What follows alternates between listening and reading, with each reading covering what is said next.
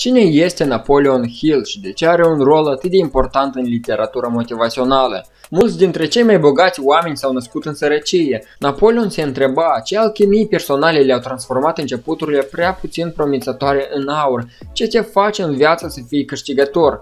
Odată ce și-a pus aceste întrebări, și-a pus ca scop în viață să găsească răspunsul oricât timp i-ar lua și oricâtă muncă ar fi trebuit depusă. Până la urmă a aflat aceste secrete făcând ce nimeni nu mai făcuse vreodată înaintea lui. I-a întrebat pe cei mai realizați cum au ajuns acolo unde se aflau. În tot acest proces, în ciuda așteptărilor, a devenit un câștigător el însuși. Napoleon Hill a fost gurul celor mai cunoscuți guru ai succesului și autorul celui mai bine vândut text motivațional din toate timpurile. A schimbat viața probabil a milioane de oameni prin cărțile sale și continuă să o facă.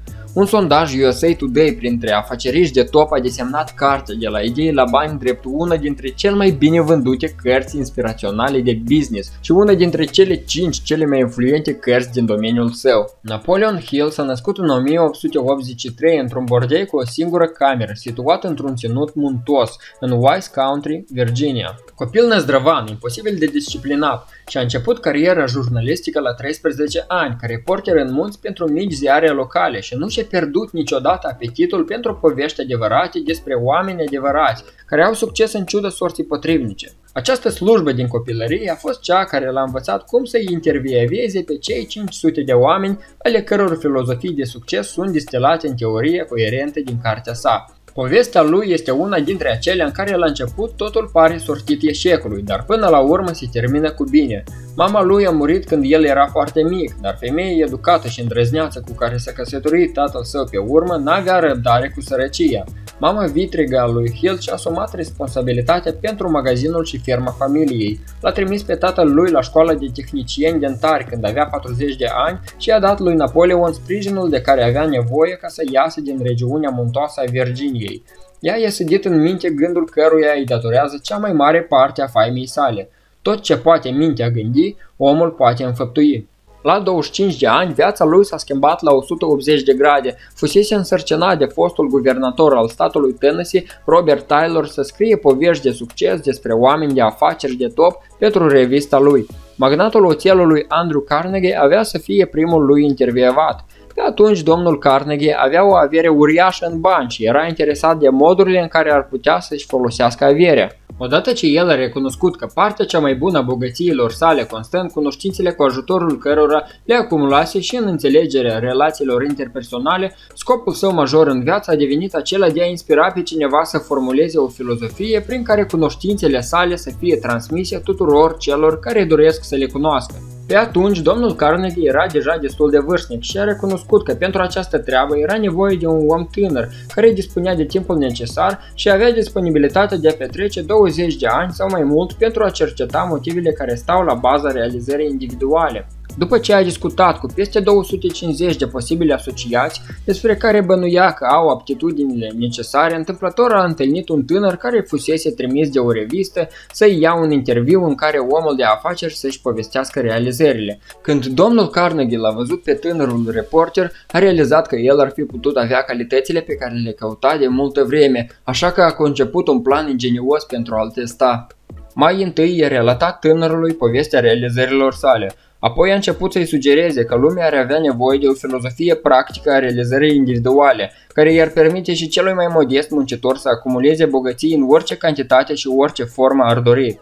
Timp de 3 zile și 3 nopți a elaborat această idee, descriindu-i tânărului cum ar putea fi structurată o asemenea filozofie. Când a încheiat povestea, domnul Carnegie era pregătit să facă testul pentru a stabili dacă a găsit sau nu persoana potrivită pentru materializarea ideii sale. Acum deții ideea mea legată de o nouă filozofie de viață, spuse el, și aș dori să-ți pun o întrebare legată de ea, la care aș vrea să-mi răspunzi printr-un simplu da sau nu. Întrebarea este următoarea. Dacă îți dau ocazia să formulezi prima filozofie din lumea realizării personale și te prezint celor care pot și vor să colaboreze cu tine în acest demers, îți dorești această oportunitate și vei duce proiectul până la capăt. Tânărul și-a adres vocea, a șovăit câteva clipe, după care a răspuns cu o propoziție succintă ce urma să-i dea ocazia să-și proiecteze influența pozitivă în toată lumea. Da, a exclamat, nu numai că preiau proiectul, ci îl voi și duce până la capăt. Asta a fost clar. Era omul pe care îl căuta domnul Carnegie. Scopul fusese clar definit. Mulți ani mai târziu, tânărul a aflat că domnul Carnegie avea un cronometru în mână când i-a pus întrebarea și că i-a acordase exact 60 de secunde să răspundă. Dacă pentru a răspunde ar fi avut nevoie de mai mult timp, oferta ar fi fost retrasă. Pentru a răspunde, tânărul a avut nevoie de fapt de 29 de secunde. Domnul Carnegie a explicat motivul pentru care l-a cronometrat. Din experiența mea, a spus el, pe o persoană care nu poate lua prompt o decizie, odată ce i s-au explicat toate datele necesare luării respectivii decizii, nu te poți baza că va materializa nicio hotărâre pe care ar putea o lua. Primul obstacol fusese trecut, dar mai urma unul. Domnul Carnegie l-a întrebat pe tânăr dacă e gata să-și dedice 20 de ani din viața lui pentru a cerceta motivele succesului și eșecului uman fără să fie plătit. Întrebarea l-a șocat. El presupuse că întrucât fusese ales de domnul Carnegie pentru o treabă atât de importantă, ar fi urmat să fie plătit din uriașa averea acestuia. În orice caz, și-a revenit rapid din șoc, întrebându-l pe domnul Carnegie de ce nu dorește să ofere banii necesari pentru o sarcină atât de importantă. Nu este vorba de indisponibilitatea de a da bani, a replicat domnul Carnegie, dar este dorința mea să aflu dacă ai capacitatea nativă de a face un efort suplimentar, prestând un serviciu înainte să încerci să-ți primești plata pentru el.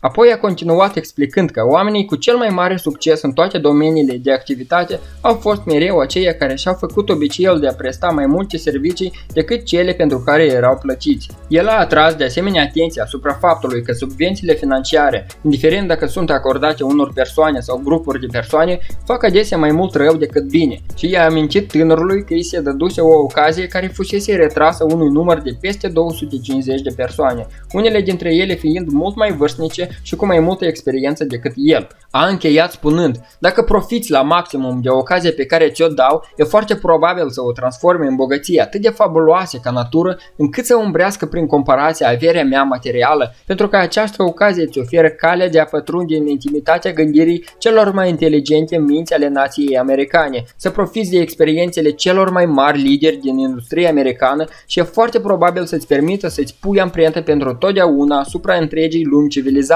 îmbogățind astfel oameni care încă nici nu s-au născut. Domnul Carnegie găsise persoana pe care o căutase atât de multă vreme, iar aceasta primise de la el prima lecție legată de definirea unui scop clar și de disponibilitatea de a face un efort suplimentar. 20 de ani mai târziu, aproape în aceeași zi, filozofia despre care domnul Carnegie spunea că stă la baza bogăției sale a fost finalizată și prezentată lumii într-o ediție în 8 volume.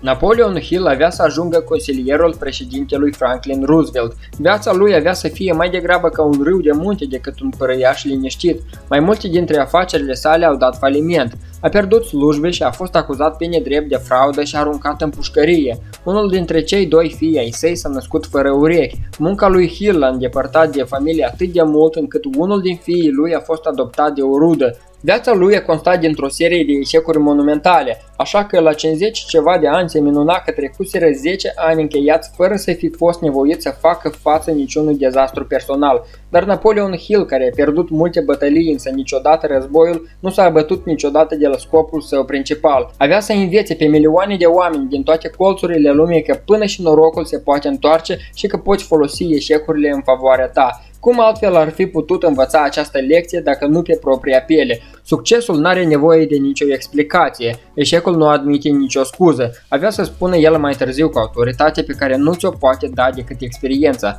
Hill încuraja starea de spirit cunoscută drept credință și spunea că aceasta eliberează mintea de caracteristici negative precum îndoiala și amânarea. Mintea care se îndoiește nu este creativă, spunea el și adăuga: s-ar putea ca toleranța să nu fie datoria ta, dar este privilegiul tău. Hill ne spune că intoleranța închide ușa oportunităților în mii de feluri și stinge lumina inteligenței. Hill ne îndeamnă să ne folosim în voie de puterea inteligenței infinite și face observația îndrăzneață că cei mai mari lideri au avut și cel mai mare apetit sexual, dar consideră că și iubirea pură este o sursă reală de putere. De-a lungul timpului, Napoleon Hill și-a pus numele și energia în slujba mai multor reviste, dar a scris și 7 cărți care au fost traduse în numeroase limbi. Numele său este purtat de o fundație. S-a făcut un film despre el, iar nenumărate prelegeri ținute în multe țări îi poartă semnătura. Dale Carnegie, Norman Vincent Vincent și Oral Roberts au devenit pasionați de ideile lui și uneori au participat la discuții publice împreună cu acesta. Napoleon Hill a început de la zero,